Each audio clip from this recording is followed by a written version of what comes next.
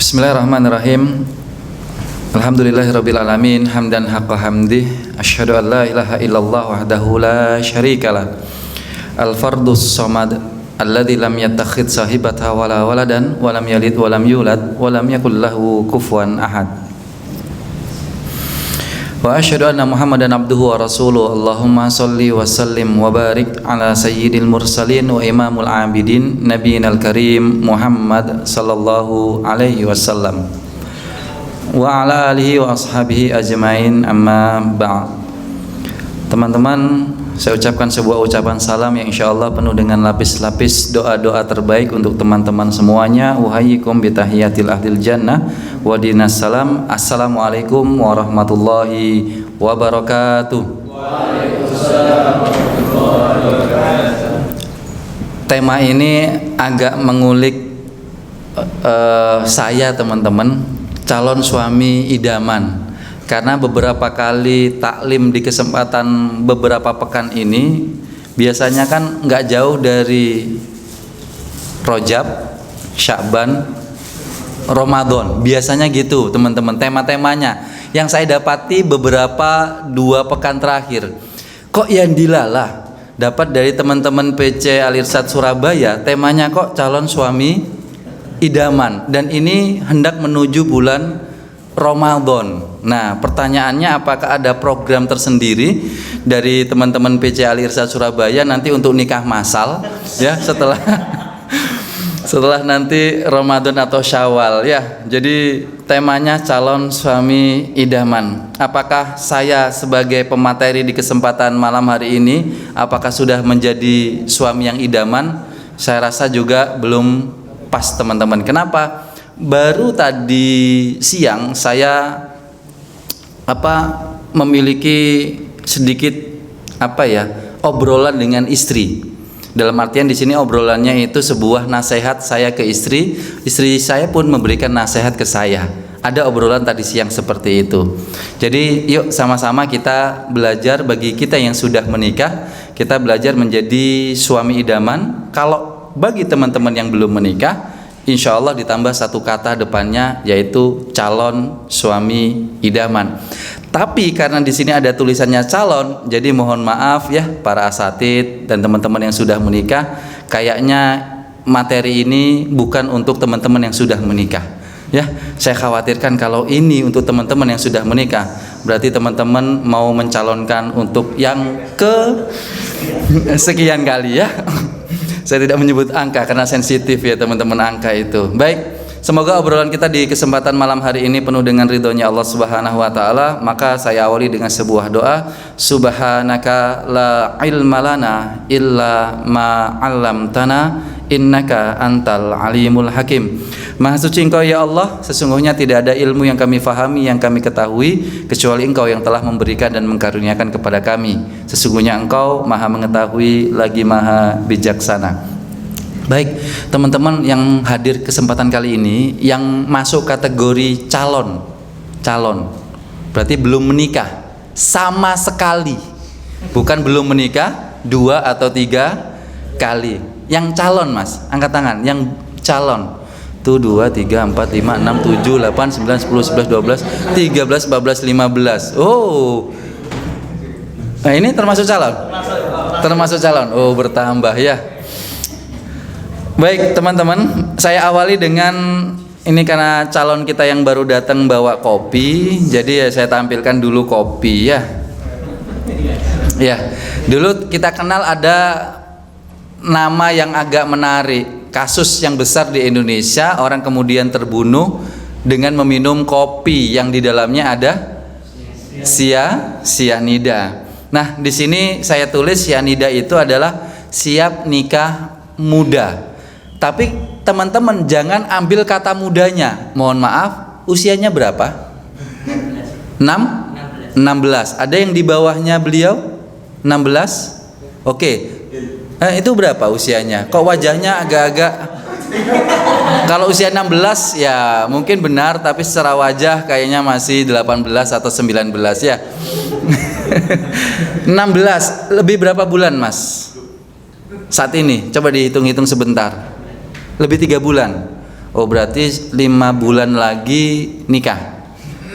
Kalau pakai versi Alvin Faiz, putra dari almarhum Ustadz Arifin Ilham, itu menikah belum punya KTP teman-teman, belum punya KTP. Itu ceritanya dia di rumah saya di Ketintang. Alvin Faiz waktu itu ke rumah saya cerita, saya pas mau menikah itu belum punya KTP sehingga harus disidang oleh pengadilan negeri terlebih dahulu.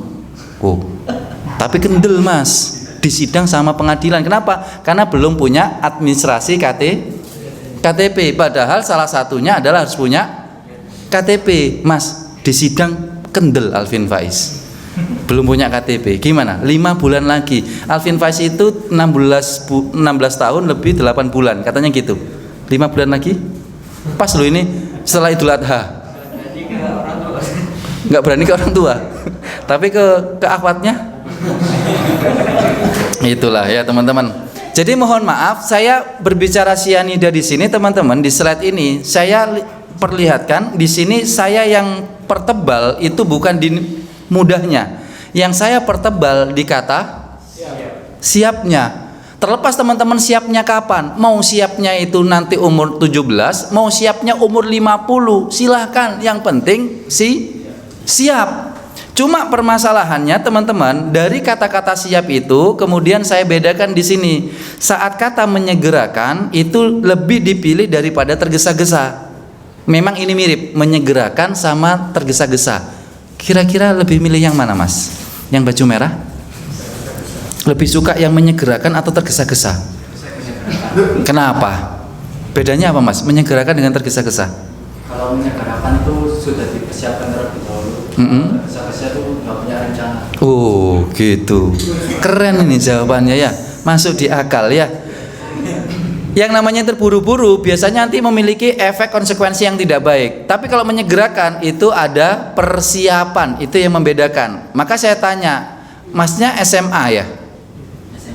SMA apa SMP? SMA. Kelas berapa? Kelas? Kok kelas 4? SMK. Oh SMK. Oh pantes kok 4 SMA ya. Ada pelajaran PAI di SMK. Ada PAI, Pendidikan Agama Islam ada? Ada bab tentang nikah enggak? Kurang dibahas. Kurang dibahas apalagi tidur. Saya nanya sama dia. Iya. SMA ada pelajaran tentang nikah enggak? Ya? Ada. Ada. Di kelas berapa seingatnya? Kelas 3. Saya guru SMA 13 tahun. Nanti di kelas 3 atau kelas 12 semester ganjil bab 4 itu ada bab munakahat. Benar? Iya. Loh, SMA mas sudah ada bab tentang nikah. Pertanyaannya kenapa materi nikah dikasihkan SMA, nggak dikasihkan setelah SMA atau kuliah? Menunjukkan adanya yang perlu disiapkan mulai SMA. Pertanyaan yang kedua, di SMA kelas 12 yang SMA negeri ini dari Dignas itu ada materi tentang waris. Pernah atau masih ingat? Pasti. Pertanyaan saya sederhana, kenapa warisan dibahas saat SMA? Kira-kira kenapa mas? Apakah harus kemudian untuk dipraktekkan? Ya enggak. Saya pernah ngomong sama murid saya, loh Ustaz, ilmu kan harus dipraktekkan. Iya, tapi jangan sekarang. Kalau kamu ngomong sama abimu, Bi, mari pembahasan waris, Bi. Bi, ini abi kapan bahas waris iki, Bi ya?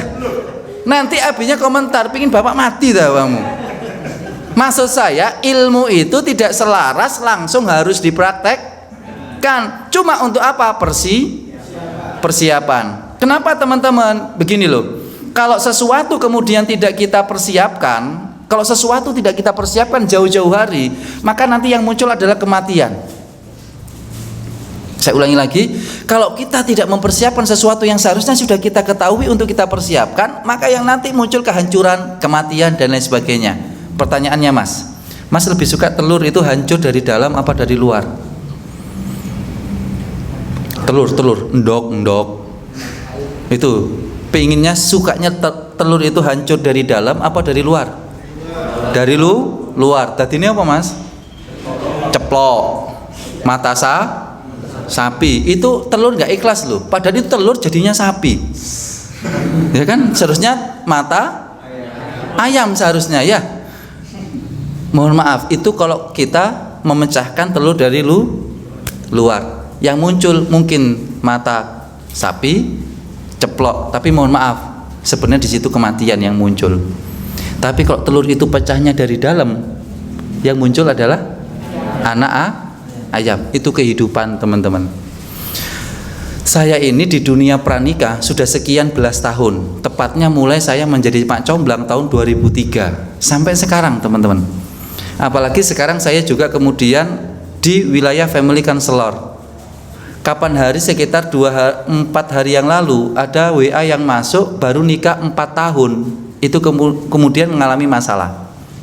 Nah, disinilah yang kita mencoba meminimalisir gimana nantinya pernikahan itu ataupun teman-teman yang jadi calon suami itu kemudian tidak mengalami sebuah problematika dalam rumah tangga. Maka lebih enak teman-teman pecahnya dari dalam. Kepikir lapar semuanya kayaknya ini ya. Ya dari dalam. Kenapa dari dalam teman-teman? Nantinya saya tulis di sini, teman-teman lebih memahami kata mengapa, bukan bagaimana. Mohon maaf, kalau caranya teman-teman nikah, ngerti gak caranya? Gampang loh. Masalah teknis gampang. Apa itu? Qabiltu nikahaha wa tazwijaha bimahrin mazkur nakdan. Selesai, lanjut ke resepsi, lanjut ke gitulah pokoknya ya. Sudah tahu teknisnya, cuma kalau ditanya mengapa nikah belum tentu bisa menjawab. Maaf teman-teman, masalah rasa. Karena menikah itu bukan masalah ini teman-teman, masalah iman. Iman itu masalah rasa. Mohon maaf ya, kalau saya kemudian minum ini, teman-teman kan minum kopi, saya yang dingin-dingin. Bismillah. Saya kalau ditanya bisa menjelaskan ini untuk teknisnya. Gimana cara meminum itu? Gampang. Saya tinggal buka ini, tinggal minum ini. Enak. Tapi kalau ditanya mengapa minum itu? Ayo Mas, tolong jawab Mas. Kenapa saya minum ini? Mengapa? Di situ tulisannya mengapa. Sulit Mas. Jujur Mas, mengapa saya minum ini? Jawab. Saya pastikan jawabannya pasti berbeda. Nggak ada yang satu. Tapi kalau caranya saya sepakat teman-teman pasti sama. Satu, ini dibuka, gelasnya diangkat. Maru tak delenang di mulut. Sepakat semuanya. Tapi masalah rasa pasti berbeda. Coba teman-teman salah satu komentar Masnya SMK tadi. Rasanya apa Mas? Ini air putih dingin. Rasanya apa?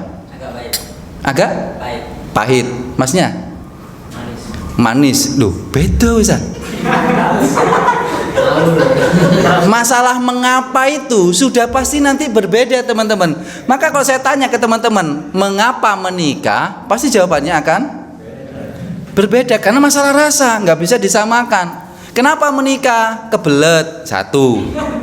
Kenapa menikah? Supaya nggak zina. Kenapa menikah? Ya mumpung ono sing gelem ambek aku. Loh iya, kenapa menikah? Dipaksa orang tua. Kenapa menikah? Macam-macam teman-teman untuk kata mengapa. Maksud saya kalau teman-teman sudah tahu bisa menjawab mengapanya, teman-teman akan lebih cepat untuk bisa menikmatinya. Maka disinilah kita membahas calon suami idaman untuk kita bisa menjawab mengapa. Baik teman-teman, satu masalah persiapan, dua masalah mengapa. Baik. Begini teman-teman, saya punya pengalaman dengan istri satu, anak 4. Banyak problematika yang akan dialami. Ingat teman-teman, kalau teman-teman menikah jangan cari bahagia, gak ketemu Kak. Demi Allah gak ketemu. Kalau teman-teman mencari kebahagiaan secara totalitas atau selalu selalu bahagia, underline di situ teman-teman, selalu bahagia, nggak akan ketemu. Pasti ada saja konflik, problem, permasalahan, gesekan itu pasti. Kenapa? Soalnya laki-laki dikumpulkan dengan perempuan, ya, menikah itu kan harus laki-laki sama perempuan kan? Iya. Tono sama Tomo boleh nikah? Oh, nggak boleh ya kan? Berarti Tono sama Tini. Ya. Nah, kalau Tono laki-laki, Tini perempuan digabungkan dalam ikatan rumah tangga, laki-laki kalau perempuan gabung, Mas, muncul apa? Bukannya muncul produk yang dimaksud ya, bukan benda, bukan makhluk.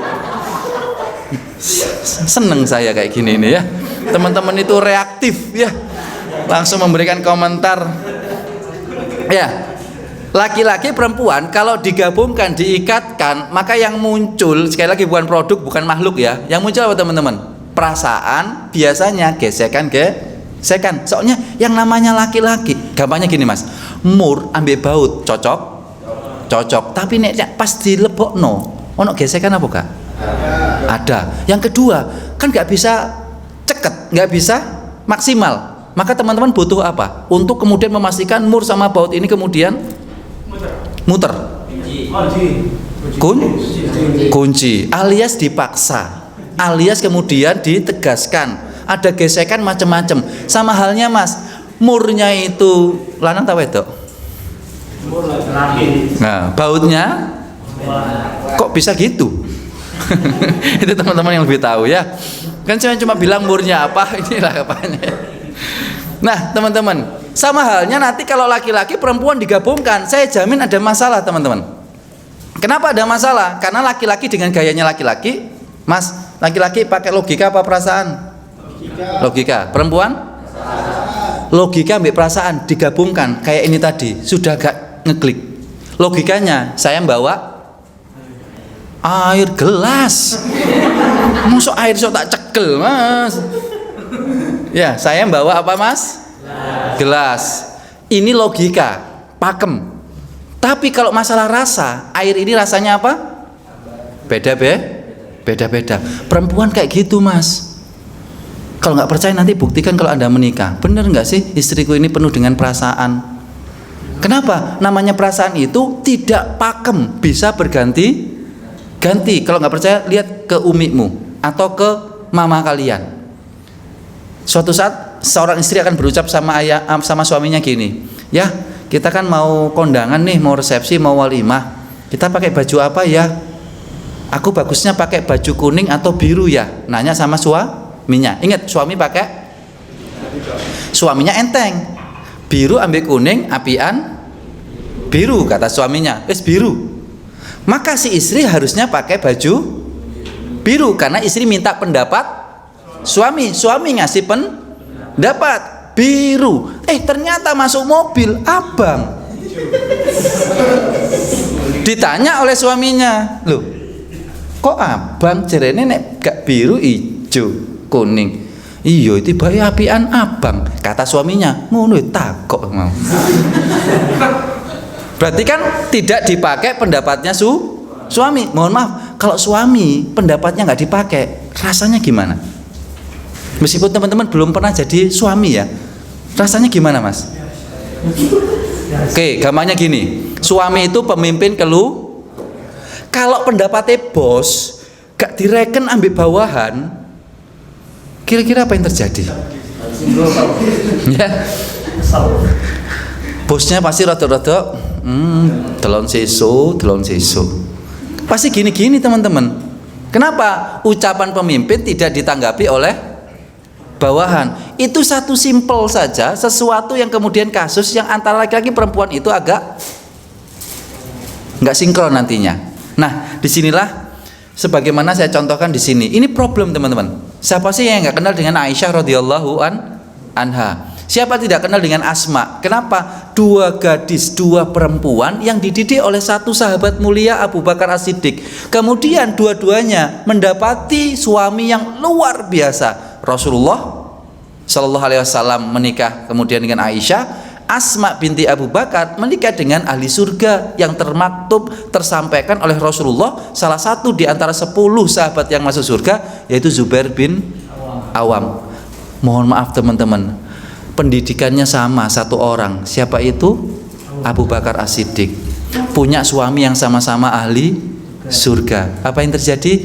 Asma kisahnya berbeda, divorce teman-teman. Asma artinya Asma kemudian akhirnya berpisah dengan Zubair bin Awam. Berpisah teman-teman. Kenapa? Karena ada perempuan sahabiat yang lain masuk di dunianya Zubair bin Awam yang bernama Atikah binti Zaid. Terlepas di wilayah ini ada yang berbeda tentang sebuah kenikmatan nanti berkeluarga. Maka saya berpesan kepada teman-teman dari sekarang dipreparekan, disiapkan bagaimana menjadi calon suami idaman. Kita awali teman-teman. Seperti apakah calon suami idaman itu? Ini analogi saja. Saya ngajak teman-teman berpikir ya teman-teman. Saya ngajak teman-teman untuk berpikir. Perempuan itu kan kata Rasulullah adalah terbuat dari tulang rusuk. Istri khususnya ya, tulang rusuk. Saya ulangi lagi, istrimu adalah tulang, diambil dari tulang rusuk. Maka pertanyaan saya, tulang rusuknya Mas yang pakai baju putih Muslim ini, tulang rusuknya berapa yang hilang Mas? Sudah pernah ronsen? Nanti ketahuan Mas, kalau ronsen itu kan nanti ketahuan tulang rusuk. Engko nek hilang telu Mas, bersyukur Mas.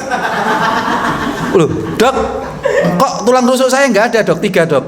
Kata dokternya yang ustadz itu, ini berarti sedang diambil untuk jadi bahan pembuatan calon istrimu. Maka nanti setelah ini ronsen Mas ya.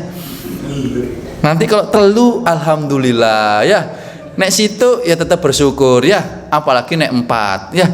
Kok tulang rusukku kok ono ya sini 4. Alhamdulillah.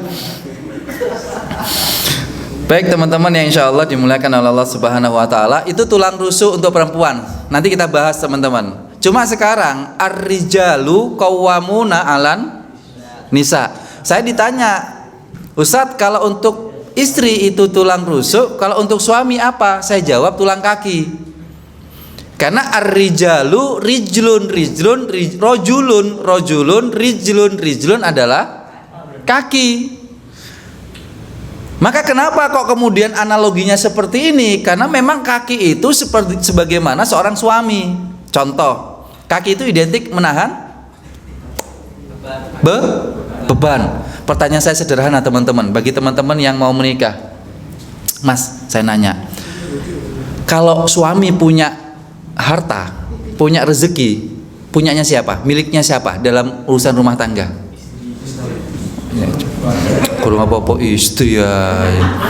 Ya kalau suami punya harta, miliknya siapa? 1, miliknya suami. 2, istri. 3, anak. Langsung saja ke istri. Nanti nggak dapat baru tahu rasa ya. Jadi pastikan teman-teman, kalau suami punya harta, miliknya siapa? 1, pasti miliknya suami. Kemudian istri, baru anak. Pertanyaan saya, kalau istri yang punya harta, miliknya istri. Oke. Yang kedua, kalau suami, mohon maaf, kalau istri punya dosa, yang nanggung siapa? Suami. Yo istrinya dulu. Kalau istri punya dosa, yang nanggung siapa? Istri. Kedua, gitu loh. Ini termasuk calon suami idaman itu ya. Dikit-dikit dia mengalah. Harta aku nggak memiliki. Nanti kalau kemudian istri punya dosa, biar aku yang nanggung semuanya. Itu suami yang idaman sekali ya. Siapa tadi?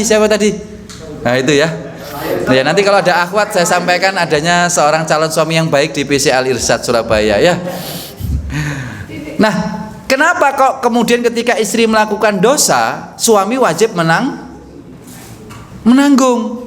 Maaf teman-teman, kalau masalah harta, istri seneng nggak mendapat cipratan duit dari suami? Pertanyaan kedua, suami mendapat cipratan dosa, aslinya enakan yang mana? Enak jadi perempuan Mas, enak jadi istri. Dalam bahasa lain, tanggungan suami, bebannya suami itu berat apa? Dosa. Maaf teman-teman, dosa itu lebih berat daripada pahala. Karena kalau teman-teman ingin masuk surga, itu bukan dengan banyaknya pahala, tapi dengan tidak adanya dosa. Saya tanya, Mas, modal masuk surga, pikirannya teman-teman adalah modal masuk surga adalah pahala atau dosa? Pahala. Sekarang pertanyaan yang sama, cuma opsi pilihannya saya tambah. modal masuk surga modalnya adalah A, banyaknya pahala, B, tidak adanya dosa. Nggak ada yang rahmat pilihannya ya. Jangan bikin soal yang ketiga atau pilihan ketiga. Banyaknya pahala atau tidak adanya dosa? Tidak adanya dosa, teman-teman. Kenapa? Teman-teman banyak pahala, teman-teman ya. 100 pahala, tapi pas meninggal membawa 100 dosa. Mampir kemana dulu? Neraka dulu untuk pembersihan. Tapi teman-teman nggak punya pahala, tapi nggak punya dosa, tapi punya kalimat la ilaha illallah. Masuk mana teman-teman? Surga. Kenapa? Alasan yang kedua. Kenapa kok kemudian tidak adanya dosa? Dikarenakan kita ini diuji oleh Allah, manusia itu dengan larangan. Nabi Adam di surat yang ke-7 ayat ke-19 itu, la taqrabu hadhihi syajarah. Jangan dekati pohon ini. Itu larangan apa perintah?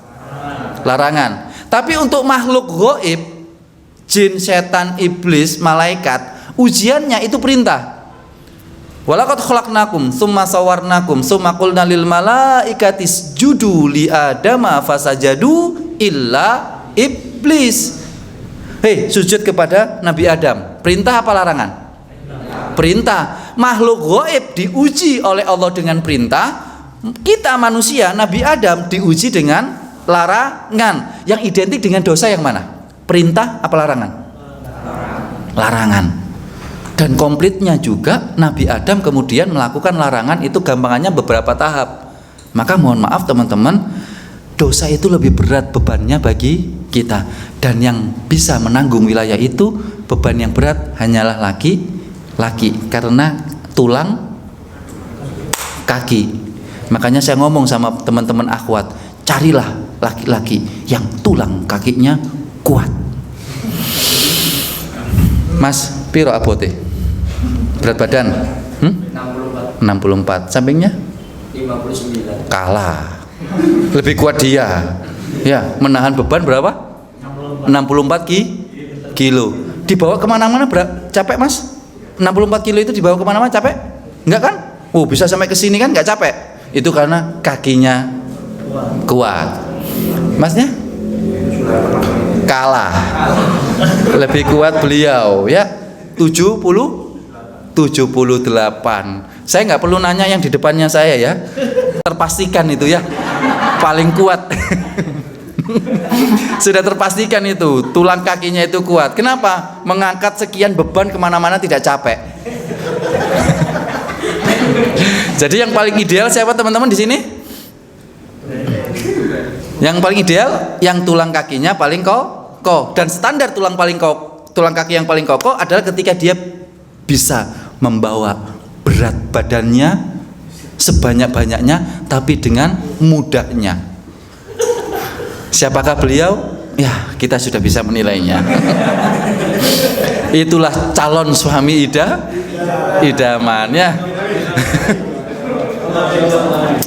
Loh iya teman-teman, kenapa? Memang seperti itu. Yang paling ideal bagi seorang laki-laki adalah ketika dia itu kuat dalam segala hal. Maaf teman-teman, tadi disampaikan Ustadz Umar, ayo mendekat ke tengah dan lain sebagainya. Kenapa Ustadz Umar mengatakan seperti itu? Karena laki-laki agar kuat. Apa itu? Tulang punggungnya. Nenduk samping, sender. Ya, nek sender apa mas? Bermasalah tulang punggungnya. Kalau sudah tulang punggung bermasalah, tidak bisa jadi tulang punggung keluarga yang baik.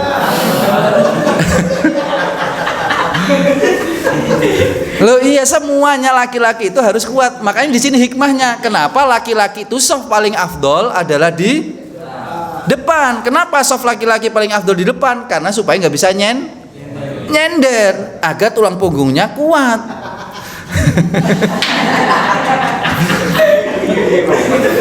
Maka kenapa perempuan paling afdol softnya kalau sholat di belakang? Karena perempuan itu memang butuh sandaran hidup.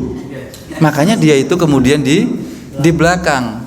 Nah teman-teman, jadi poin pertama ingin saya sampaikan tentang makna tulang kaki. Sekarang saya ajak teman-teman berpikir, tolong di breakdown, tolong dibagi-bagi apa makna untuk yang paling pas dengan tulang kaki itu untuk dibawa ke filosofi menjadi seorang suami yang idaman. Kira-kira apa teman-teman? Dari tulang kaki ini. Poinnya adalah kuat. Kuat apanya saja. Kalau boleh teman-teman kemudian memfilosofikan, menganalogikakan dari tulang kaki ini. Silakan teman-teman. Ayo, Mas. Ayo, sebelum Anda minum, ya. Loh kan, sebelum boleh memegang tetap dipegang boleh, gelas yang boleh dipegang tetap. Ya, kira-kira apa Mas?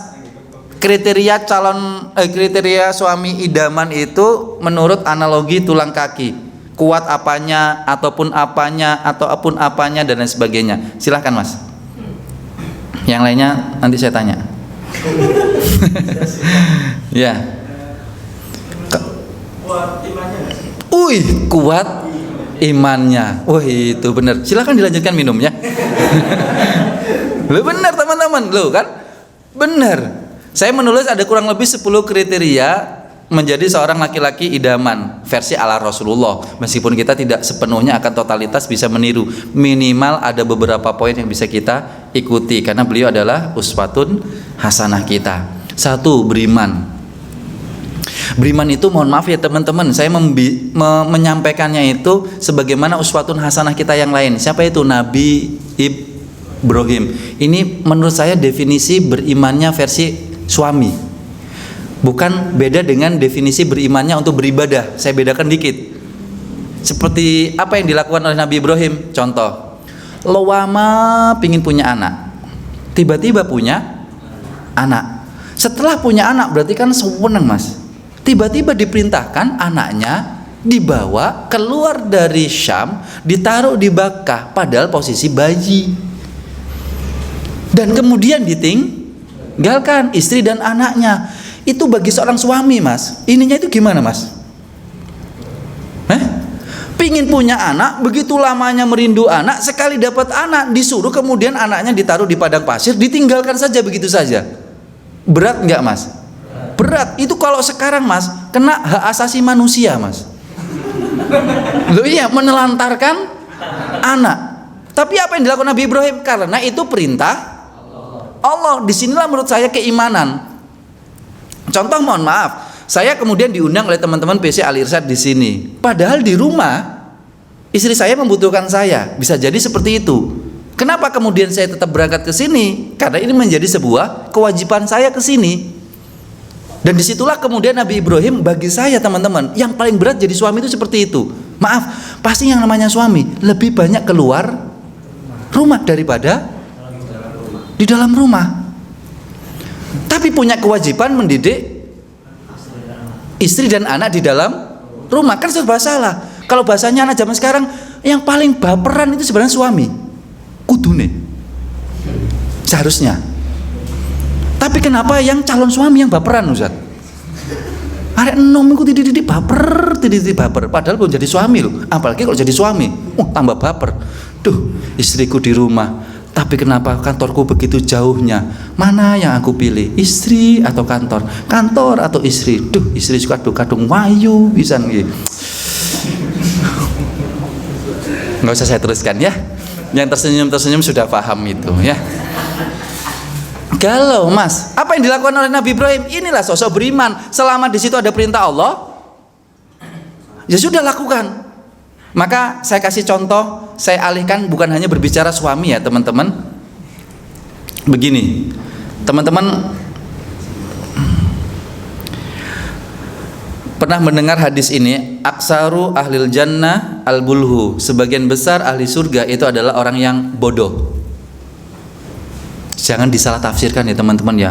Karena di depan saya ini anak-anak muda, kadang-kadang terlalu literleks, tekstual. Bodoh, ahli surga. Cocok.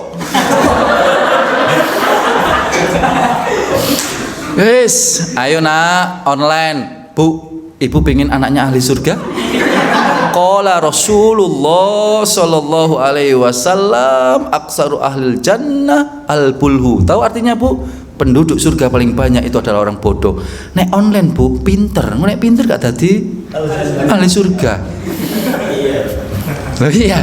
Saya perlu menggarisbawahi ini kepada teman-teman supaya tidak salah makna. Maaf teman-teman, al-bulhu dengan jahil itu beda. Dalam bahasa Arab, Al-bulhu ini kebodohan yang tetap ada sisi-sisi kepintarannya. Cuma apa bedanya? Seperti ini. Al-bulhu itu adalah dia itu pintar menganalisa, dia itu pintar berlogika, tapi ketika ketabrak dengan syariat Rasulullah, ketika bertabrak dengan syariat Allah, ya sudah, yang diutamakan itu bukan logikanya, yang diutamakan itu adalah syariat Allah, keimanan. Contoh perang Badar. Kalau secara logika menang apa kalah? Kalau teman-teman orang statistik, dihitung. Untone, kudanya, kalah ya Rasulullah, kalah. Contoh sederhana saja teman-teman, contoh sederhana saja. Mas, kudanya 300, pasukan kita kaum muslimin 300. Pertanyaan saya, Mas, satu kuda dengan satu orang naik kuda itu biasanya yang melawan. Kalau di film-film kolosal Cina itu, di TV-TV gitu, berapa yang melawan? Satu kuda dengan satu pasukan di atasnya, yang melawan berapa orang? Tiga, anggap aja 3. Berarti itu 300 kuda, 300 orang juga. Kira-kira sedangkan kita pasukannya cuma 300. Ayo, 100 kuda saja sudah 300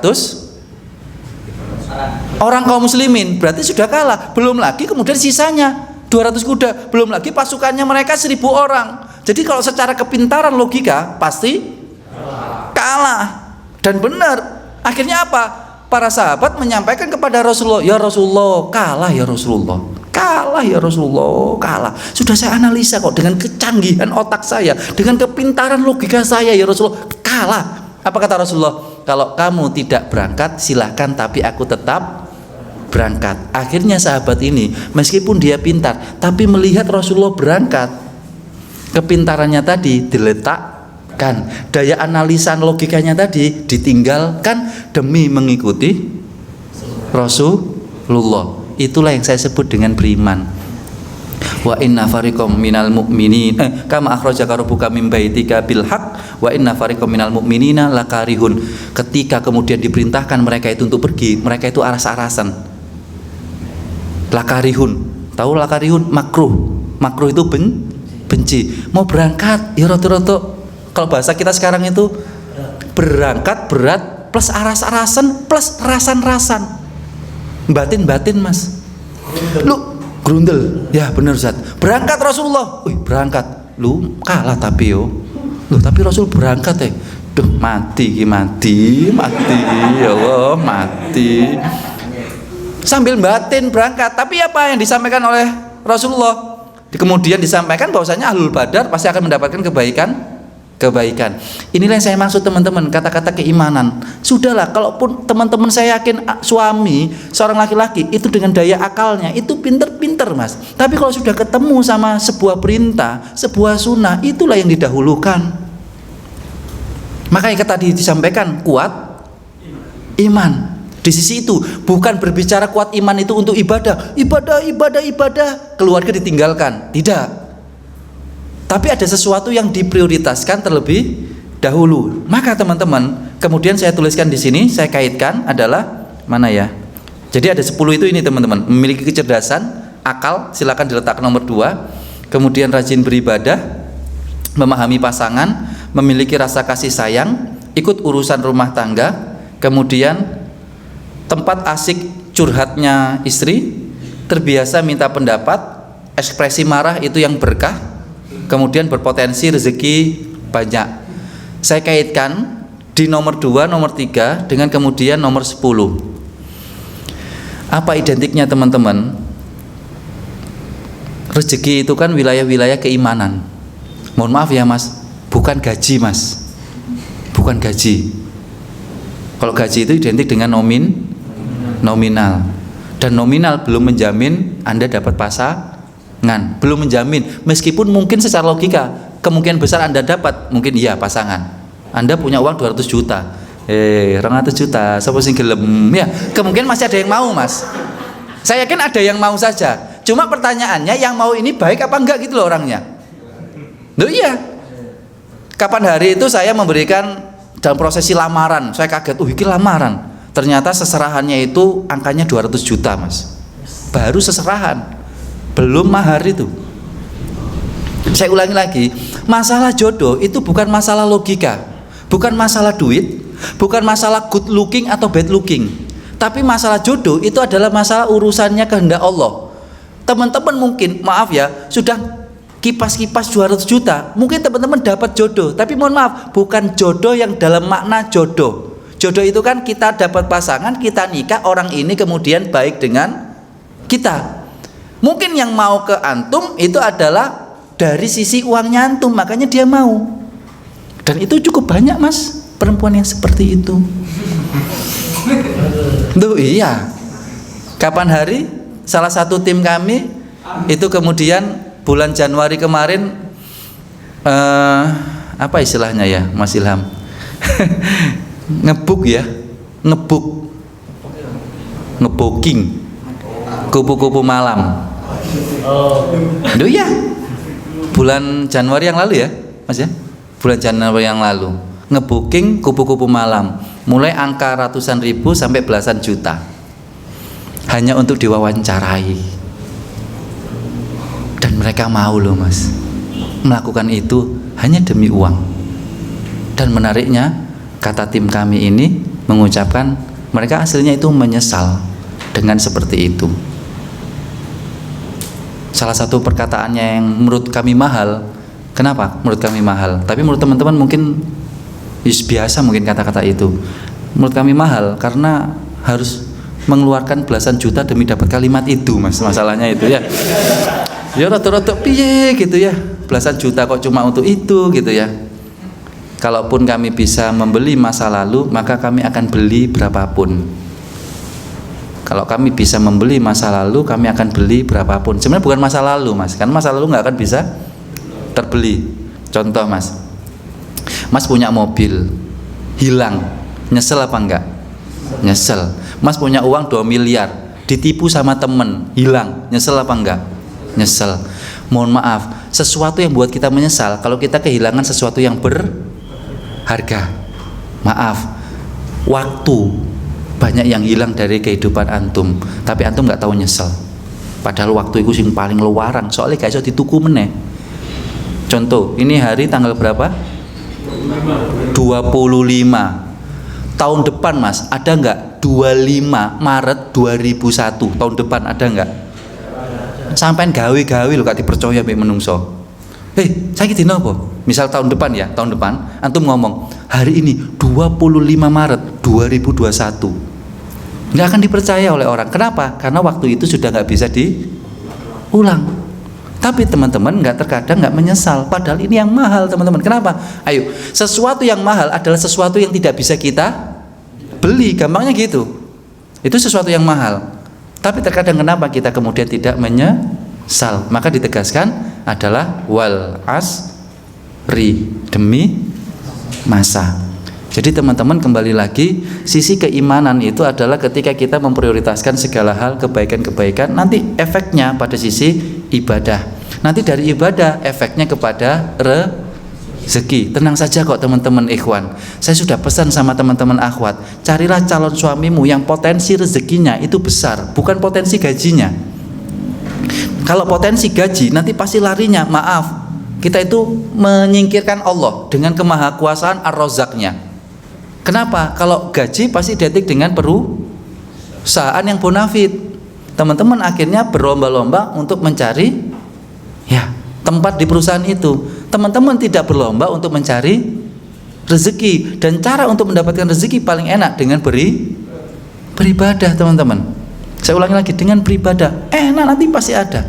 Kenapa? Logikanya sederhana. Gini teman-teman, kalau teman-teman kerja di perusahaan sudah ada lampirannya, dapat gaji berapa? Misal 10 juta, sudah ada kan? Nanti kalau kerja ini dapat gaji 10 juta. Bulan depan teman-teman dapat gaji misal 10 juta. Biasa apa enggak? Ya biasa. Kenapa? Karena sudah tahu sebelumnya. Senang, memang senang dapat 10 juta. Tapi beda kalau teman-teman tidak pasti. Tiba-tiba kemudian dapat 2 miliar, tiba-tiba kemudian dapat 10 miliar. 10 miliar dino iki. Wih, 20 miliar sebulan ini. Kenapa? Ada keterkejutan sendiri. Disitulah wilayah-wilayah iman yang tidak terpastikan. Jujur, adakah iman yang terpastikan? Nggak bisa. Kenapa? Karena iman itu sifatnya goib. Ada yang goib itu bisa dipastikan? Ayo, ada yang goib itu bisa dipastikan? Nggak ada, teman-teman. Tapi efeknya kalau kita mendapati sesuatu saat itu juga akan sebuah proses keimanan. Asik kok. Maka saya sudah berpesan ke teman-teman akhwat, cari calon suami yang potensi rezekinya itu lebih banyak daripada potensi gajinya. Karena kalau orang potensi rezekinya lebih banyak, satu, dia pasti beriman, dua, dia kemudian beribadah, plus kemudian yang lainnya. Maka saya pesan teman-teman, kalau teman-teman ngomong sama calon bapak mertua, tolong berbicara nominal, tegaskan. Satu, Pak, saya memang bukan bekerja, tapi ketahuilah saya bekerja untuk Allah, sehingga yang menjamin nominal saya Allah. Pokoknya bapak mertuamu, calon bapak mertuamu dikaitkan sama Allah, pasti mantu aja. Ya kalau sudah Allah ya gimana lagi mas ya.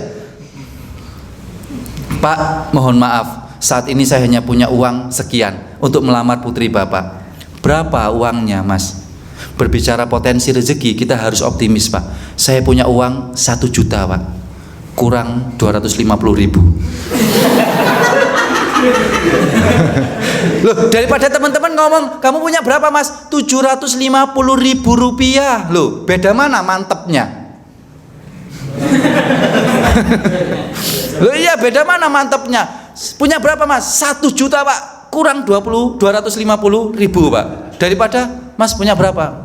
Duh, gimana pak ya, saya punya uang 750.000 pak, nggak sampai 1 juta pak. Loh, beda mas.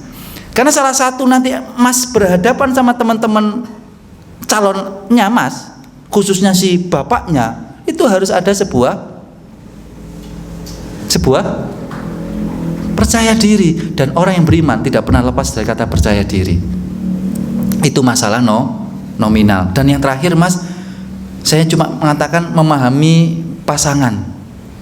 Nah, nanti dari memahami pasangan itu akan muncul memiliki rasa sayang.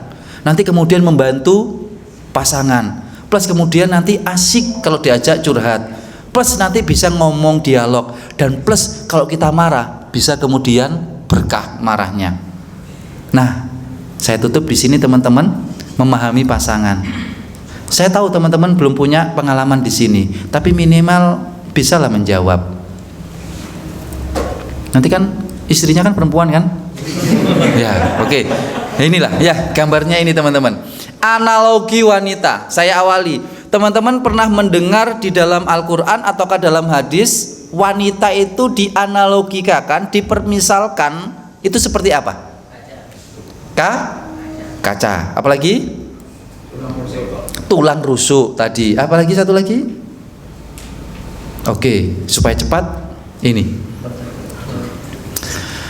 Jadi teman-teman, ketika Allah memberikan sebuah permisalan dengan baju, Rasulullah menyampaikan tulang rusuk dan juga qawariro. Di situ ada maknanya teman-teman. Dan ini saya mengajak teman-teman yang laki-laki, calon suami idaman ini untuk memahami perempuan. Nanti istrinya antum yang mana? Termisalkan. Saya awali dulu dengan tulang rusuk. Teman-teman tadi sudah tahu sedikit banyak tentang tulang rusuk. Kata Rasulullah, fa idza dzahabta an tuqimuhu fakasartahu. Kalau kamu ingin meluruskan, maka tulang rusuk itu akan. Tapi kalau nggak diluruskan, bengkok. Bahasa sederhananya, serba salah ngadepi arek wedok. Dilurusno patah, dibiarkan bengkok, serba salah. Contoh, istri berkomentar, Pak, papa ini nggak tahu diri ta, nggak sadar ta. Mama ini sudah bekerja mulai pagi sampai sore sampai malam, capek loh. Papa pulang dari kantor kok malah nonton TV. Mbok yo mama dibantu. Suami pikirannya pakai logika, istri capek, oke, butuh bantuan. Aku tenaga nggak punya capek waktu di kantor. Oh berarti istri butuh pembantu. Baik mah, kata si suami, besok tak carikan asisten rumah tangga untuk membantu mama. Oke, apa jawaban istri? Langsung komentarnya, oh gitu Pak, jadi Papa menyamakan kerjaan aku ini seperti halnya kerjaan pembantu rumah tangga. Loh, apa gak bingung Mas?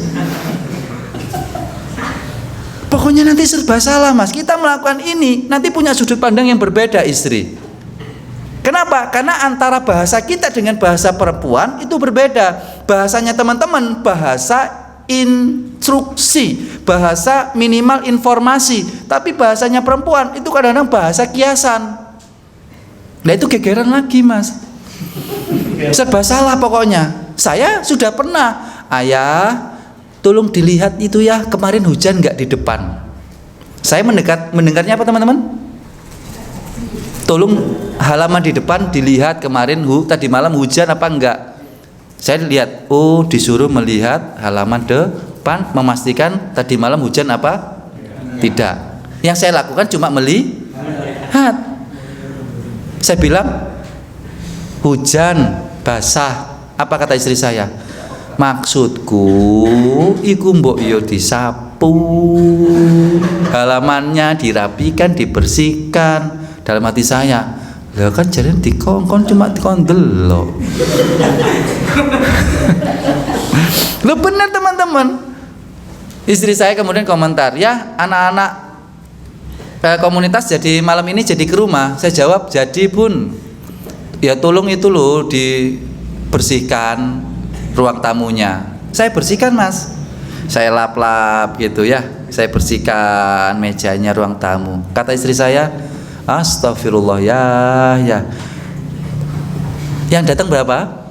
Ya sekitar 12 anak. Itu ruangannya berapa? Cukup? Ya gak cukup. Maksudnya tadi itu dibersihkan, ini diangkat, ini diangkat, jadi lu jembar. Dalam hati saya, lu kan bahasanya dibersihkan, itu diangkat-angkat. Di sini loh teman-teman. Kenapa? Serba berbeda memang gayanya laki-laki dengan perempuan. Berbeda. Itulah tulang rusuk serba salah kita. Gampangannya kata Ustaz Salim Afillah itu, kalau laki-laki itu langsung kepada kesimpulan. Ibaratnya kalau nyumet obat nyamuk zaman dulu, tahu obat nyamuk zaman dulu? Yang kayak gini, kemudian nanti di tengahnya dicoblos pakai alatnya itu, nek gak ono berarti pakai kertas ditekuk-tekuk, dilipat-lipat. Kalau obat nyamuk khusus versi laki-laki itu berarti kayak obat nyamuk yang dulu, disumetnya dari luar, di luar akhirnya habis ke dalam. Jadi gini, laki-laki fokus, tapi perempuan nyumeti teko tengah, tambah ombo. Loh iya, kalau nggak percaya Ustaz Uman mungkin sudah pengalaman ya. Kita kalau laki-laki kan fokus dek ke situ, tapi perempuan pasti akan ngelambiar. Disinilah titik serba salah. Maka tolong difahami, itu tulang rusuk. Berikutnya teman-teman, apa tadi? Gelas dulu ya. Gelas itu kowariro teman-teman, bukan gelas tok teman-teman, kowariro. Gelas minuman yang terbuat dari kaca kayak gini. Bukan gelas saja, bukan kemudian kaca saja, tapi gelas minuman. Jadi mohon maaf, kalau gelas minuman maka pasti diisi oleh diisi dengan air minum. Nggak mungkin ini kemudian gelas yang cantik seperti ini kemudian diisi dengan air yang lain. Pasti air yang cantik, air yang bisa dinikmati. Tapi ini juga bahaya teman-teman kalau kemudian jatuh pecah sebagai perasaan perempuan. Maka di sini saya sampaikan sebuah makna, Mas. Perempuan itu berbicara dengan perasaan. Sedikit saja salah, Mas. Demi Allah, hati-hati. Maksudnya apa? Maaf, yang paling sering marah itu suami apa istri? Marah. Mohon maaf, jangan artikan marah itu diganti dengan cerewet, bukan. Karena anak-anak pasti komentarnya gitu. Siapa yang sering marah? Ibu. Bukan ibu nggak pernah marah, ibu itu yang sering CEREWET, iya. tapi bukan marah. Maka kalau saya kembali tanya di sini teman-teman, yang paling nanti mungkin yang marah, yang sering marah, emosi di sini, laki-laki atau perempuan? Laki-laki, Mas. Laki-laki. Maka pesan saya, Mas, kalau Anda kemudian marah nantinya sama istri, kalaupun Anda orangnya temperamen, saya tidak langsung mengatakan hilangkan temperamenmu, ya jangan. Nanti khawatir nanti kalau temperamennya Umar bin Khattab hilang, kaum Quraisy kendel sama kaum muslimin. Maka dibiarkan sama Rasulullah, silahkan tetap kamu punya temperamen seperti itu, nggak ada masalah selama bisa di manage. Maka satu, saya tawarkan teman-teman kalau punya emosi silahkan di manage. Kalau lagi marah sama istri, tolonglah hewan-hewan itu jangan dikeluarkan dari lisan, digantilah buah-buahan, ya. Kalau nggak gitu kemudian kuliner gitu ya, menu kopi atau apa gitu. Kalau lagi marah, oh kopi latte. Atau buah-buahan, kalau sudah habis nanti buah-buahan, habis itu menu-menu makanan. Pokoknya sampai habis gitu loh, Mas. Saya kan nggak akan marah istri, malah guyu. Nah, istri guyu, antum tambah marah. Aku kok ngamuk malah diguyoni. Yang kedua, teman-teman, saya sampaikan di sini, tolong kalau teman-teman nanti suatu saat marah dengan istri, jangan sampai terucap lisan kalau memang bisa. Kalau tadi kan sudah saya step awal di manage. Yang kedua, tolong benar-benar jangan sampai muncul dalam lisan, Mas, marahnya itu. Kenapa? Kaca ketabrak sesuatu yang keras bakalan pecah. Dan maaf, ini kalau suami istri kelahi ya, suami ngomong-ngomong dengan kata yang keras, dan yang namanya perempuan itu akan lebih sakit kalau dengan lisan, bukan dengan gestur. Tanyakan sama umi kalian, bunda kalian, ibu akan tersakiti dengan ucapan anak atau dengan gestur bahasa tubuh anak? Ucapan. Coba teman-teman pagi-pagi gitu ya, kalau sudah offline ya sekolahnya, langsung saja pergi, gitu. Gak pakai ngomong, nak sarapan, pasti orang tua punya husnuzon ke anak. Oh terlambat ini mungkin jam pertama ini gurunya killer mungkin. Oh mungkin anakku ada janjian. Kalau kita gestur, tapi kalau kita sambil ngomong, nak sarapan sudah ibu buatkan, tapi sambil ngomong, gak enak bu panganan ibu. Loh iya, ibu akan sakit kalau pakai lisan. Sama halnya perempuan, teman-teman. Maka kalau nanti dalam konteks suami istri, ini sudah saya dapatkan. Apa itu kisahnya? Kalau sudah suami ini temperamen, banyak kasus, teman-teman. Apa? Nanti si suami ini ngomong ke istri, istri sakit hati karena gelas kaca tadi sakit. Suami, kamu ini dasar istri yang ini. Si istri gak terima, sakit hati. Istrinya menangan siapa, Mas? Istri. Karena istri ini secara ilmiah kosakatanya sehari itu bisa 24.000 kata. Yaitu tadi ya, CEREWET. Lah teman-teman, jujur praktekkan. Ustadz Umar yang sering kemudian memberikan kajian-kajian, saya yakin malam hari sudah capek. Kayak gini, beliau capek ini tadi, mungkin sudah berapa agenda beliau ini ya, habis kosakatanya beliau ini. Karena laki-laki itu hanya 17.000 kata per hari.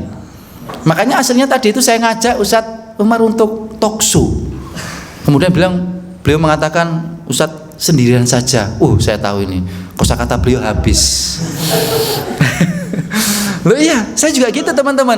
Saya juga ditanya Ustadz sama istri, ya ayah kok di depannya ibu-ibu pengajian itu bisa membuat ibu-ibu ketawa semua jamaahnya itu, tapi kok di rumah kok sepi ya? Saya jawab, kosakata saya sudah habis. Itu sudah 4 kali teman-teman, saya dikomentari istri saya seperti itu. Sudah 4 kali itu saya. Nah, mohon maaf nih teman, kalau sudah suami pakai ngomong, istri pakai ngomong, menangan siapa tadi kalau ngomong? Maka suami kalah teman-teman. Tapi ingat, pemicunya suami yang ngomong dulu. Istri merespon dengan ngomong. Ngomong ketemu ngomong, menang istri. Suami kalah, pertanyaan saya, suami kalah, pemimpin kalah, rasanya gimana? Sakit hati gak Maka suami mengeluarkan kekuatan yang tidak dimiliki istri. Kekuatan apa itu? Kekuatan fisik. Lalu dipukullah istrinya, dan istri tidak punya kekuatan lain untuk melawan itu kecuali kekuatan bala bantuan, piring, panci, gelas dan lain sebagainya. Iya. Makanya disitulah adanya KDART. Ingat KDART dipicu oleh omongan suami. Maka saya minta kalau teman-teman marah, gimana caranya? Tolong diam. Makanya indahnya di dalam Islam, kalau seorang laki-laki punya masalah, dia pasti mencari keramaian apa ketenangan? Ketenangan. Sebagaimana Rasulullah, kalau punya masalah pasti uzlah, kontemplasi, berdiam diri untuk mencari sebuah ketenangan. Karena setiap permasalahan laki-laki dibutuhkan sebuah kondisi yang tenang. Beda dengan perempuan. Perempuan kalau punya masalah solusinya rame. Maka kalau nanti istri teman-teman ini kemudian punya masalah, pasti cerita sama suaminya. Papa, pokoknya masalah tok, papa masalah tok ini mau. Padahal aku nang pasar itu rencananya cuma golek bawang. Lah kok ketemu Pak RT, Pak RW bisa, wah aku lali kaki jibapan, papa, pokok isin tok aku pokoknya mau. Padahal cuma menceritakan ke pasar, kok Pak RT, Pak RW juga masuk dicerita. Kenapa? Butuh keramaian. Disinilah bedanya teman-teman. Maka teman-teman harus memahami. Dan yang terakhir di sini adalah pakai. Dah, Mas. Fungsi pakaian, sebutkan cepat. Menutup. 1. Ya. Berhias diri. Oke. Terakhir.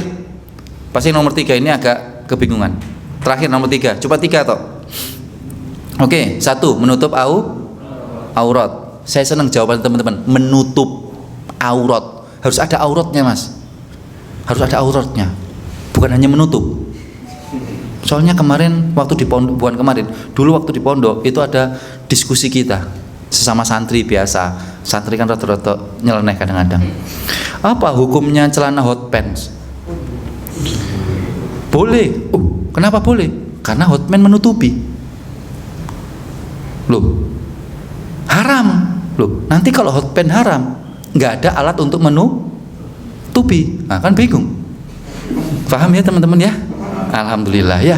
Makanya tidak hanya menutupi teman-teman, harus menutupi aurat. Sama halnya mata. Saya tanya teman-teman, mata fungsinya adalah salah. Melihat yang baik.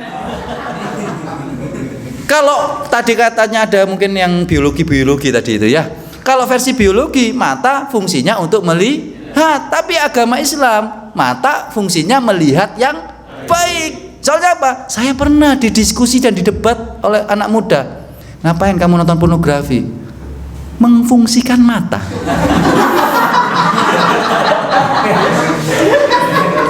Loh, iya benar teman-teman. Sampai kemudian saya suruh melihat langsung kok itu waktu itu. Agak gegerannya saya dengan dia. Saya lagi memfungsikan mata, Ustaz. Saya bilang iya, mata dipakai untuk melihat ditambah yang baik. Seperti pakaian menutupi aurat. Yang kedua, memang adalah untuk perhiasan. Teman-teman pakai supaya kemudian terlihat dan lain sebagainya. Saya tutup di sini. Yang namanya pakaian itu adalah yang bersentuhan langsung dengan kulit dan tidak pernah menyakiti kulit. Ayo jujur. Apa dari pakaian teman-teman yang tidak bersentuhan dengan kulit? Pasti semua pakaian itu bersentuhan dengan kulit. Maksudnya adalah nanti teman-teman kalau menikah, jadilah pakaian itu yang selalu bersentuhan. Saat bersentuhan dengan pasangan, itu seperti bersentuhannya pakaian dengan kulit yang tidak menyakiti. Pernah nggak teman-teman pakai pakaian, tapi kemudian ketika bersentuhan dengan kulit itu menyakiti? Nggak kelambi, ada, opui, ada. Enak nggak pakaiannya? Enggak. Tapi yang teman-teman pakai ini bersentuhan dengan kulit plus nyaman. Itulah analogi nanti ketika teman-teman punya pasangan. Pasangan itu bisa bersentuhan dan kemudian memberikan kenyamanan. Mohon maaf teman-teman, saya hanya bisa memberikan teori. Tapi kalau teman-teman butuh praktek, saya insya Allah punya beberapa stok akhwat. Ya, mungkin yang bisa dijadikan oleh teman-teman nanti. Loh iya, masa saya cuma ngasih teori? Kan juga saya memberikan wasilah untuk prakteknya juga. Soalnya saya juga kebingungan mencari ikhwan-ikhwan yang siap untuk menikah. Gitu kan ya Mas ya? Iya, kita kesulitan mencari ikhwan-ikhwan yang siap untuk menikah. Ya, jika ada yang berkenan ya silahkan ya. Supaya teori ini tidak hanya sebatas pengetahuan, tapi juga bisa diaktualisasikan. Saya rasa ini dulu teman-teman yang dapat saya sampaikan terkait dengan kriteria laki-laki atau calon suami idaman, sosok yang beriman, memiliki kecerdasan, rajin kemudian beribadah, memahami pasangan seperti analogi-analogi tadi, memiliki rasa kasih sayang, mengikuti ataupun ikut berkecimpung di dunia rumah tangga, kemudian tempat yang asik untuk ngobrol, saling bisa berdialog dengan pasangan, kemudian mengekspresikan marah tapi yang berkah, kemudian berpotensi memiliki rezeki yang banyak. Saya rasa ini yang dapat saya sampaikan. Terima kasih. Mungkin bisa kita lebih perluas lagi dengan beberapa pertanyaan. Terima kasih. Sekian dari saya. Assalamualaikum warahmatullahi wabarakatuh. Bapak, silakan yang mau bertanya. Waris. Yang lain. Waris. Betul. Tapi kan yang poin nomor 9 kan menimbulkan ekspresi marah yang berkah. Marah yang berkah itu gimana? Ya tadi itu saya sampaikan, emosi kita muncul yang namanya emosi kan nggak bisa diempet ya teman-teman, oleh beberapa karakter. Misal ada seorang tetangga saya itu orangnya emosian teman-teman, tetangga rumah mendapati istrinya selingkuh, langsung marah, terucap lisan talak, tergerak tangannya. Saya tahu karena dari kecil saya akrab sama beliau, temperamen sekali.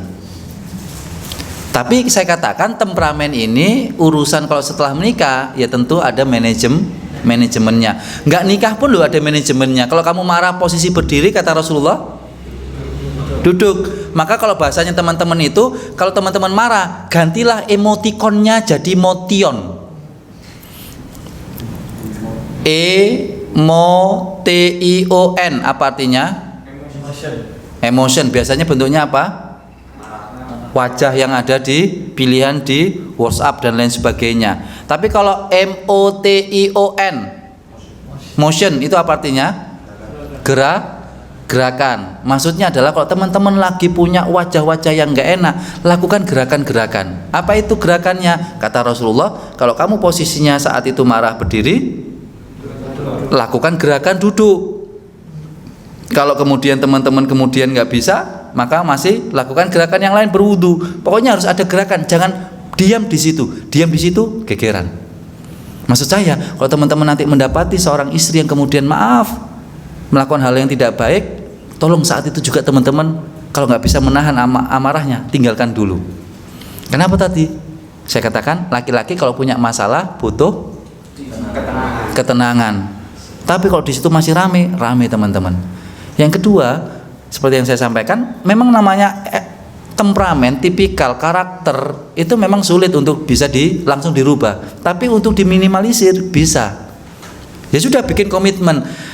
Wahai istriku yang tersayang, kita kan sama-sama pemarah nih. Nanti kalau kita marah, yuk kita gunakan kata-kata yang unik-unik, kreatif, inovatif dan lain sebagainya ya. Kayak yang tadi saya katakan. Baru kemudian kalau bisa teman-teman diam. Kalau bisa diam.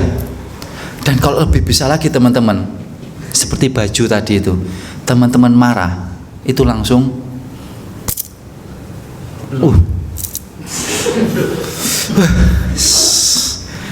pokoknya gini mas, kalau bisa. Saya sih belum pernah mempraktekkan itu ke istri, tapi kalau nggak percaya praktekkan nanti ke anak ya. Loh Ustaz, kenapa kok nggak dipraktekkan ke istri? Jangan tanya, saya tidak bisa berargumen. Yang saya lakukan waktu itu, saya tidak nyaman dengan anak saya coba saya peluk. Kan ini teorinya dari guru saya dan saya mengiyakan dan mempraktekkan. Ternyata benar mas, ketika saya marah sama anak, kemudian langsung secepatnya anak itu saya peluk, anak saya peluk, beda rasanya mas, beda. Kalau nggak percaya, buktikan beberapa tahun lagi ya. Ya nggak 1 tahun, masa langsung lahir anak ya. Ya kecuali kalau antum mau jama janda ya nggak apa-apa ya, langsung nanti punya. Benar teman-teman, itu bagi saya tahapan tertinggi seorang suami itu marah. Sekali lagi camkan kata-kata saya, itu tahapan tertinggi suami marah. Marah sama istri, langsung peluk istri. Antum bisa, saya akui luar biasa. Tapi kalaupun tidak bisa, ada tahapan-tahapan tadi. Karena saya tidak langsung mengatakan jangan marah, jangan marah, jangan marah. Yang ngomong seperti itu biarkan Rasulullah Shallallahu Alaihi Wasallam. Saya hanya ada menyampaikan tahapannya. Masnya pemarah? Enggak kayaknya ya. Wajah lo kan enggak kan? Wajahnya kalem ini ya. Calon suami idaman buat akhwat, bukan buat antum ya. Saya rasa seperti itu dulu. Allahu a'lam bishawab. Ada lagi teman-teman mungkin terakhir? Ya. Ustaz, maaf, kan ada istilahnya apa? Istiraj itu tadi ya. Kan kalau keimanannya kurang tapi hidupnya malah dipermudah, sekinya lebih baik, itu kan istiraj. Nah, tadi Ustaz jelaskan itu kan keimanan yang baik, kemudian yang ibadahnya apa? Rajin itu berpotensi rezeki banyak. Bukankah kalau semakin beriman itu semakin bakal diuji, bakal banyak cobaannya gitu ya? Jadi itu gimana? Iya, ya itu memang kalau kita pakai sudut pandang itu benar Mas. Kan kita ini melihat dari sudut pandang yang masing-masing menurut terkadang kepentingan kita. Jadi kalau kita beribadah kemudian kita menghasilkan potensi rezeki, ya tidak bisa kita salahkan karena namanya ibadah melakukan amal perintah Allah. Sedangkan Allah ketika menyuruhkan kita untuk melakukan amal pasti memberikan janji-janjinya. Contoh Al-Baqarah 261. Kalau kamu sedekah maka janjinya Allah 700 kali lipat. Maka ketika kita beribadah kemudian kita dapat rezeki, itu sudah ketentuannya Allah.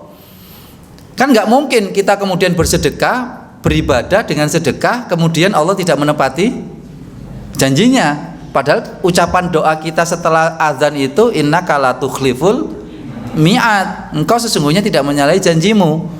Sehingga ketika kita dapat sebuah rezeki itu adalah kompensasi dari yang kita lakukan. Nah sekarang yang namanya istidraj itu adalah setelah kita dapat mau diapakan, itu yang kemudian menjadi ujian. Bukan saat kita mendapati. Saat kita sudah dapat teman-teman, kalau saya mempermudah pemahaman, yang namanya kita diuji itu adalah saat kita kemudian mendapati sebuah kepemilikan dari yang Allah karuniakan. Jadi ketika kita itu ibadah lalu kemudian kita dapat rezeki, itu adalah kompensasi dari janji-janji Allah. Nah, baru setelah kita dapat ada kemungkinan di situ wilayah istidraj. Dengan harta ini kita tambah taat atau dengan harta ini kemudian kita bermaksiat. Jadi bukan pada wilayah ini sebenarnya sudut pandang yang dipakai. Kalaupun kemudian saya gabungkan, ya namanya manusia tidak akan pernah tidak diuji. Cuma menariknya saya tutup di sini, ujian Allah dengan ujian kita beda. Mas, gurunya Mas, kalau ngasih ujian, ngasih pilihannya benar atau salah, kan gitu toh. Tapi kalau Allah teman-teman nggak pernah menggunakan kata salah. Allah ngasih ujian kita itu antara benar dengan dusta. Teman-teman cek saja di surat Al-Ankabut ayat yang kedua dan yang ketiga. Fala ya'lamanallahu alladzina shadaqu wa la ya'lamanal ladzina kadzibin. Allah ingin menguji kalian dengan mengetahui mana yang benar dan mana yang mendustakan. Loh, kenapa enggak ada yang salah? Karena yang salah itu bisa dihapus dengan taubat.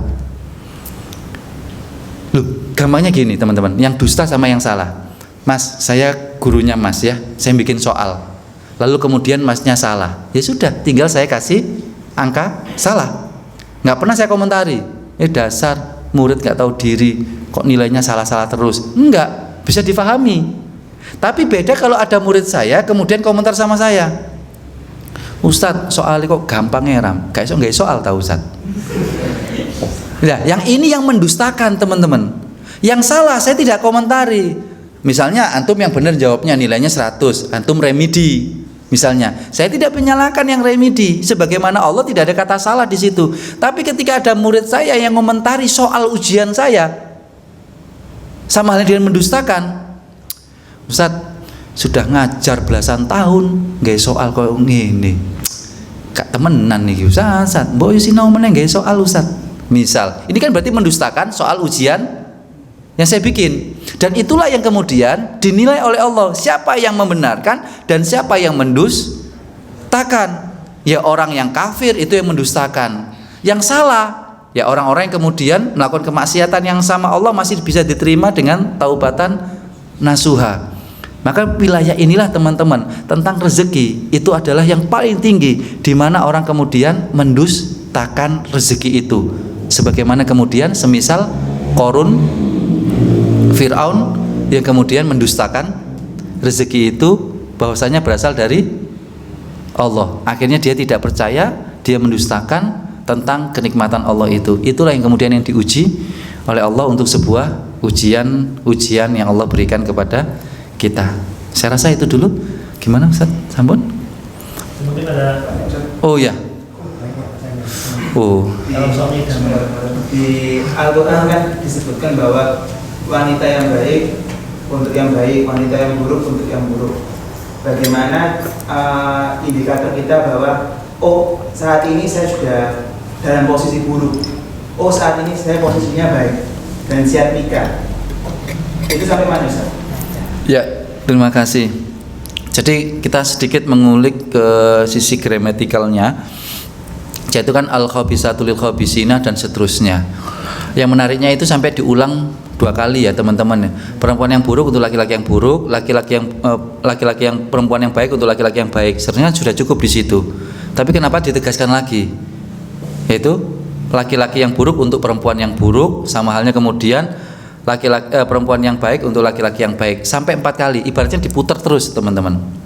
Yang kedua, kenapa disebutkan dulu itu perempuan yang buruk, al-khabisatu dulu, bukan kemudian dan yang baik dan seterusnya. Dan yang berikutnya itu kenapa kemudian semuanya menggunakan alif lam, isim ma'rifah semuanya. Isim ma'rifah itu gampangannya teman-teman the, khusus saat itu juga isim ma'rifah. Ya, at-ta'rif maknanya. Isim ma'rifah itu alif lam mim itu maknanya bisa 2. Satu al-istighraq, totalitas, yang kedua itu bisanya ta'rif, khusus itu saja. Atau dalam bahasa Arabnya bahasa Inggrisnya itu the. Car sama the car itu tentunya berbeda. Nah, secara makna satu, ini adalah konsepsi umum. Jadi nanti secara umum teman-teman pasti akan dapat pasangan sesuai dengan karakter masing-masing. Teman-teman baik insya Allah dapat pasangan baik. Ini kaidah umum. Jadi sebagian besar akan mendapati kaidah seperti ini. Tapi jangan salahkan kalau ada kaidah lain yang berbeda dengan konsep Al-Qur'an ini, kemudian Al-Qur'an ini disalahkan. Contoh, Fir'aun dapat istri yang baik. Berarti kemudian kita salahkan. Oh, Al-Qur'an ini kok salah? Ya tidak bisa teman-teman. Atau teman-teman dapati teman yang soleh baik dapat pasangan yang buruk. Loh, padahal Al-Qur'an katanya laki-laki yang buruk untuk perempuan, laki-laki yang buruk untuk perempuan yang buruk dan seterusnya.